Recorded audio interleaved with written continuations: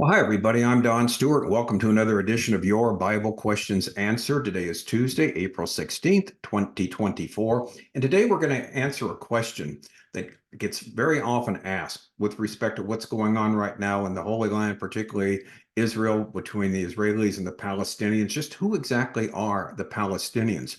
Now, if you recall, recently we did a video going through Appendix 5 of our book, 25 Signs We're Near the End, which explained that the Promised Land belongs to the descendants of Abraham, Isaac, and Jacob.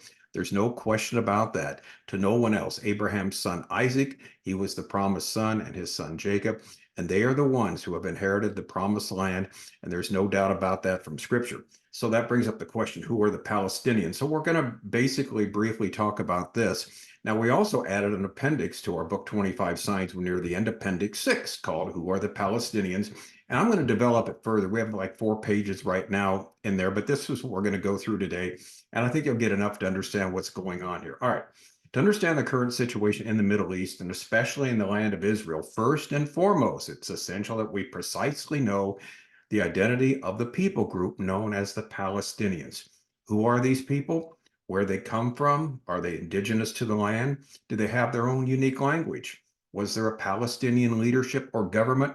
What right do they have, if any, to this land? Now, to answer these and other questions about the Palestinians, it's important that we first take a look at the recent history of the Holy Land. And in doing so, we'll give a brief summary of the overwhelming evidence that the Promised Land clearly belongs to the descendants of Abraham, Isaac, and Jacob. Now, entire books have been written on this subject. Many books have been published. And so what we're doing is just a very brief summary now, but this will bring it home. I think you'll get the point very quickly. Let's give the background. For 400 years, the Holy Land was ruled by the Ottoman Turks from 1517 to 1917. And so the empire was broken up after the First World War. It's important to remember that the Turks, though Muslims, are not Arabs. They're Muslims who are non-Arab Muslims. All right. After the 400-year rule of the Turks and the Ottoman Empire, the empire broke up. After the war, the Brits were given control of the Holy Land.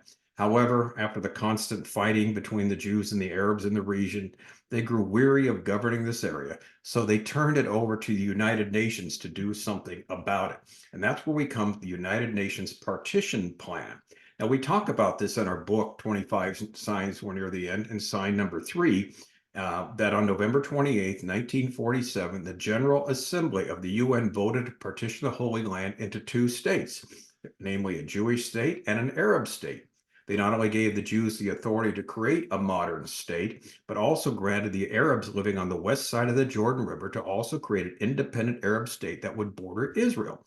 All right, so modern Israel was born and war immediately followed. Here's what happened.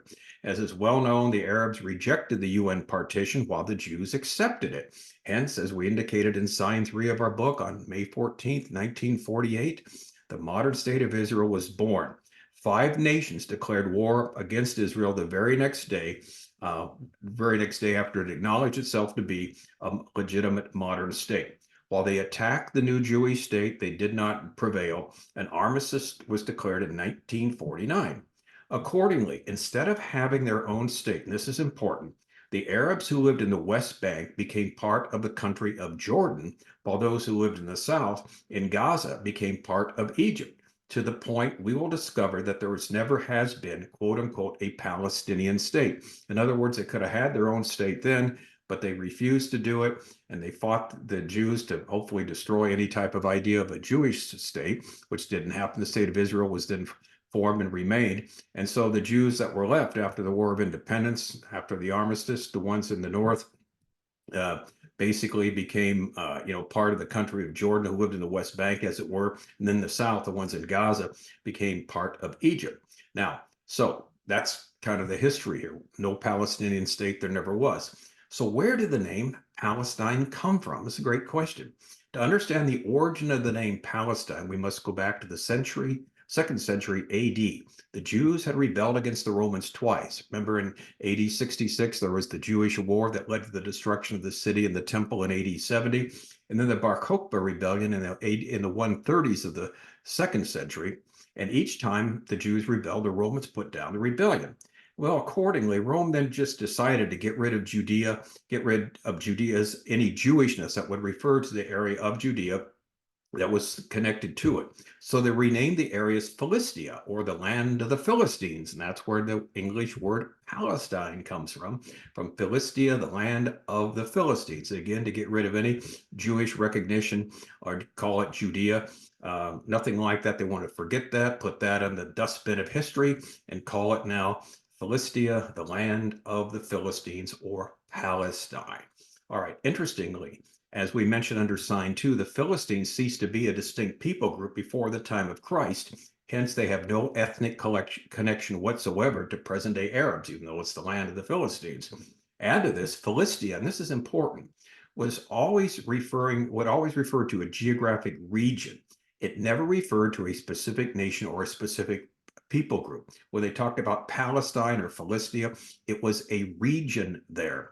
Now, fascinatingly, before the founding of the modern state of Israel in 1948, this is really interesting, every person who lived in that geographical region was considered to be a Palestinian, whether Jew or Arab. In fact, the popular Jewish-owned newspaper at the time was called the Palestine Post, believe it or not. Now, this makes it clear that Palestine was the term for the entire region. Indeed, the Jews would not name their newspaper after another people group or after some Arab state or country. So everyone was a Palestinian at that time. Now, after the War of Independence in 1948, the Palestine Liberation Organization, or the PLO, was eventually created. What is their stated goal? To liberate Palestine, meaning no Jewish people should be living in the Holy Land. Now, oddly, as it has been noted, their goal was the complete eradication of the state of Israel. In fact, in the PLO's original charter, they called for the liberation of all Palestine. That means only Palestinians there, only Arabs there, no Jews there whatsoever. Now, this was after the modern state was formed. Yasser Arafat, one of the founders of the PLO, was actually born in Egypt. He wasn't born in the Holy Land. Nevertheless, the Palestine Liberation Organization, the PLO, was created basically to make an independent Palestinian state without any Jews. That was the goal. All right, now, here's our observation. The Palestinians do not exist. They are not a distinct people group. This is the point we want to drive home. So who are they? Well, simply put, there are no such people as the Palestinians. In fact, in a 1977 interview with the Dutch newspaper Trouw, T-R-O-U-W, I guess you pronounce it that way, PLO Executive Committee member Zuhair Mohsen stated the following. Now, this comes from a PLO Executive Committee member. Listen to what he says. The Palestinian people do not exist. The creation of a Palestinian state is only a means for continuing our struggle against the state of Israel for our Arab unity. In reality today, there's no difference between Jordanians, Palestinians, Syrians, and Lebanese. Only for political and tactical reasons do we speak today about the existence of a Palestinian people. Since Arab national interests demand that we posit the existence of a distinct Palestinian people to oppose Zionism. For tactical reasons, Jordan, which is a sovereign state with defined borders, cannot raise claims to Haifa and Jaffa, while as a Palestinian, I can undoubtedly demand Haifa, Jaffa, Beersheba, and Jerusalem, basically all belong to me as a Palestinian. However, the moment we reclaim our right to all of Palestine, we will not wait even a minute to unite Palestine and Jordan. So he makes it very clear. It was honest. You don't see that much anymore. The Palestinian people don't exist, and he's part of the PLO leadership. Okay, so sadly, while this is not a well-known fact, it is certainly beyond dispute. Joan Peters, in her groundbreaking study from time immemorial, described the Muslim population in the Holy Land in this manner. In fact, I ought to mention, Joan Peters, she was working, I believe it's the Carter administration. She was going to write a book, was writing a book about the refugees from 1948 War of Independence, and she came to some really interesting conclusions. Basically, like what we're saying, there's no such thing as a Palestinian people. Here's what she said. It was 1878. Harsh conditions prevail. Into Palestine came a group of Circassians, Algerians, Egyptians, Druze, Turks, Kurds, Bosnians, and others.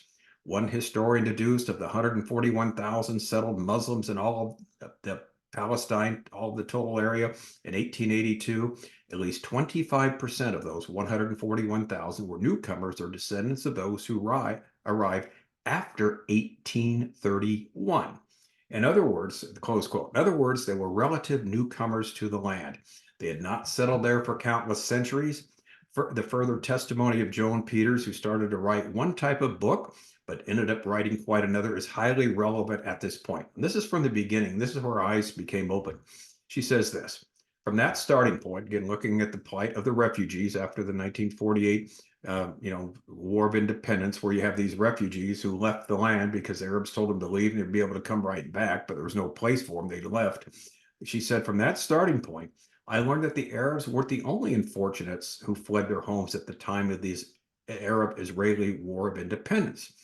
I was startled to find that also around 1948, whole Jewish populations from numerous Arab countries had been forced to flee as refugees to Israel and elsewhere in the world. While I was examining, here's something fascinating. While I was examining the United Nations data from 1948 onward, a seemingly casual alteration of the definition of what constitutes an Arab refugee from Israel caught my attention. In the case of the Arab, and she puts this in italics, refugees, the definition had been broadened to include as refugees any persons who had been in Palestine for only 2 years before Israel's statehood in 1948. And she goes on to say, even after I had noted the disparity, that alteration made little impression. However, during the subsequent rhetorical and political evolution of the new image for these Arabs, from refugees to Palestinian people excluded from the plots of land inhabited by them from time immemorial, I found myself returning uneasily to the 2-year clause. The question that began to nag and unravel the outline of my book was, why was it necessary to amend the Arab refugee definition? Because this was not the usual definition of a refugee, someone who's lived there just 2 years. First, the alteration was important enough to be incorporated into the official refugee definition, and it indicated the existence of a significant condition. Such a blanket change would not have been required if only a few refugees had just recently arrived in which became Israel terrain. In other words, for just a few, they wouldn't bother putting it in the basically the definition of an Arab refugee. But the fact that they did, it was more than a few. Since that was the logical deduction, the claim that the Palestinian refugees had been settled for millennia for the first time activated my curiosity. In other words, as the story goes, they've been there for 4,000 to 5,000 years in the country. Their relatives are, from time immemorial. That's why the book's called From Time Immemorial. They've been there. Yet the definition says anyone who only lived 2 years or more in the land was considered a refugee before they left. And so this activated her curiosity. She said the two situations were not compatible. What the altered 2-year presence definition of an Arab refugee implied was a direct contradiction of assumed historical facts that are at the very foundation of the current Arab claim of legitimate rights of the Palestinian people to their homeland for 1,000 to 2,000 years, close quote. And that's from her book, From Time Immemorial. So basically, this is what got her going in this book. When she found that there's no evidence, as we're going to talk right now in the next quote from Randall Price, that these people had been there for a very long period of time. Randall Price, who explains, who's a friend of mine, who is an excellent Bible commentator. He's an archaeologist. He's a Bible scholar. He explains there is no evidence of the long history of the Palestinians in his books called Fast Facts on the Middle East Conflict. Here's what Randall wrote. The Palestinians in East Jerusalem, the West Bank, and Gaza Strip claim to be the descendants of the ancient natives of Palestine. For example, Tad Sulzik, writing in the National Geographic magazine, stated, the ancestors of today's Palestinians appeared along the southeastern Mediterranean coast more than 5 millennia ago and settled down to a life of fishing, farming, and herding. In like manner, the report of the Arab case for Palestine, which was submitted by the Arab Office Jerusalem to the Anglo-American Committee of Inquiry in March 1946, says this. The Arabs of Palestine are the indigenous inhabitants of the country who have been in occupation of it since the beginning of history, close quote. In other words, they've been there forever, from time immemorial. Recent Palestinian authors have identified these Arab ancestors of the Palestinians as Canaanites, Jebusites, and Philistines. And Randall goes on to say, these claims stand in direct contrast to archaeology and history, which are united in the fact that the Philistines and the Jebusites were non-Semitic people. Remember, the Arabs are Semites. They're descendants of Shem. They're descendants of Abraham, but through his son Ishmael, not from Isaac. Okay, so anyway, they're non-Semitic people. First of all, the Philistines and the Jebusites. And so to say they came from them just doesn't fit. The Jebusites disappeared from history by the end of the 10th century BC. The last historical mention of the Philistines dates to about 600 BC, when they were taken into captivity by the Babylonian ruler Nebuchadnezzar. Moreover, Arab heritage is traceable in secular history no earlier than the references in the Neo-Assyrian annals of the 9th to the 7th century. Close quote. So the archaeological and historical evidence don't give any ancient evidence of the Arab people dwelling in the Holy Land. And in fact, as far as the Canaanites are concerned, it's interesting. Some DNA studies have been recently made. The Canaanites are not linked to the Arabs. They're linked to the Lebanese people. And so what we have here is no link whatsoever historically, either archaeologically or historically, to these three people groups, the Canaanites, the Jebusites, and the Philistines, as recent Palestinian authors have tried to claim. Therefore, the historical and archaeological evidence do not give us any ancient evidence of the Arab people dwelling in the Holy Land. Then Randall goes on to explain, well, where did they come from? He says the actual origin of the modern Palestinians begins in the closing decades of the Ottoman Empire in Palestine in the late 19th century. During that time, most of the agricultural land was owned by large-scale landowners that had existed in a feudal system for hundreds of years. The fertile coastal plain was worked by poor tenant farmers and laborers imported from other countries. While most of the country was desolate, Arab villages existed in the parts of the land alongside Jewish communities that had long existed in cities of religious importance, such as Jerusalem, Hebron, and Safed. Ottoman bureaucrats resided only in Jerusalem, and Arab Bedouins occupied the desert regions tending to their animals. Therefore, while Palestine was not an empty land, its general desolation was inhospitable to life, and it was sparsely populated. Now, here's what's interesting. As Joan Peters said this, starting about 1878, harsh conditions forced many people groups to emigrate to Palestine, where work was available because of jobs. This is where jobs were available. They went there. According to historical surveys, these migrant workers from which the Palestinians today are descended have come from many nationalities. So who did the Palestinians come from? Listen to this. Balkans, Greeks, Syrians, Latins, Egyptians, Turks, Armenians, Italians, Persians, Kurds, Germans, Afghan Druzes, Circassians, Bosnians, Sudanese, Samaritans, Algerians, Motawila, I have no idea what that is, Tartars, Hungarians, Scots, Navarese, Bretons, don't know what either of those are, English, Franks, Ruthenians, Bohemians, Bulgarians, Georgians, Persians, Nestorians, Indians, Copts, Marionites, and many others, close quote. So it's from all these different people groups, all these different nationalities, the people came to the Holy Land at the end of the 19th century to work because of difficult conditions in their country. There were jobs there. That's why they came here. And these people became the Palestinians. All these different nationalities, all these different people groups.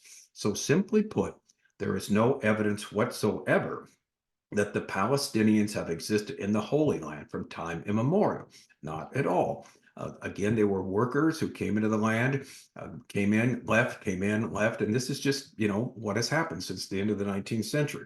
Now, while we are, and this is very important what I'm going to say right now, while we are going to emphasize, contrary to popular belief, that this people group does not have any long-standing rights to the Holy Land, we want to make it clear that we are not saying that they are a bad people or that somehow they should be looked down upon. No, we're not saying that at all. To the contrary, like all human beings, these people have been made in the image of God and are souls for whom Jesus Christ died. Furthermore, they have been abused by the various leaders in whatsoever land they have ended up in. Therefore, any statements we make about their non-legitimacy should not be seen as personal attacks. Indeed, I have met many, many wonderful Palestinian Christians. I've interviewed them, and they have a tremendous faith in Jesus Christ. And so let us not just wave our hand and blanketly say they're all a horrible group of people. No, unfortunately, their leadership is horrible, and that's the problem. Now, as we stated earlier in Appendix 5, the scripture consistently teaches that the promised land was given to Abraham's descendants, Isaac and Jacob, not Ishmael. There's really no question about this. However, we live in a world which largely does not accept the Bible as the Word of God. Therefore, it is not surprising that many buy into the lie that the Holy Land belongs to the Palestinians and not the descendants of Abraham, Isaac, and Jacob. Now, again, this is Appendix 6 on our book, 25 Signs. We're near the end. I've just started it. I've got 4 pages so far there. It's there for a free download from our website, Educating Our World. I'll be adding to this too. We'll be writing a lot more, but the gist is there. The Palestinians did not exist, have never existed as a people, never had their own government, never had their own language, never had their own constitution. They were there in the land at the time, as workers. And at the time of the War of Independence in 1948, these people left the land, and all of a sudden they became this people group that was, these, downtrodden ones that big, bad, mean Israel was picking on. See, what's really interesting, in 1948, the War of Independence, Israel really had no chance of winning it, none whatsoever. Like we said, 1 minute after midnight, they were attacked by 5 different nations. They had World War I weapons against more sophisticated weapons. It looks like they didn't have a prayer to win. They won, and the world was astounded. It was mind-boggling. They could actually win and keep their independence and have some actual borders there, although they were in dispute. And so what happened was the world saw Israel, this great underdog, fighting these nations and winning. Well, we couldn't have that. So what had to happen? Well, another underdog had to be created, one that the Israelis would take advantage of, and that's where the Palestinians were created. In other words, we can't have the Israelis, looked at as the underdog in the world, one who's fought back against the big bad mean establishment. And so the Israelis were made like the establishment and the Palestinians the underdog. And here we are right now today in 2024. So we'll be, like I said, writing more about that. But I think this here, what we've said, is helpful. Again, it's all in print there in Appendix 6 in our book, 25 Signs. We're near the end, and there'll be much more coming. But it gives you an idea, along with Appendix 5, that the promised land belongs to the descendants of Abraham, Isaac, and Jacob. That's who's been given the property and no one else. Thanks for watching. I'm Don Stewart. Until next time, may the Lord continue to richly, richly bless.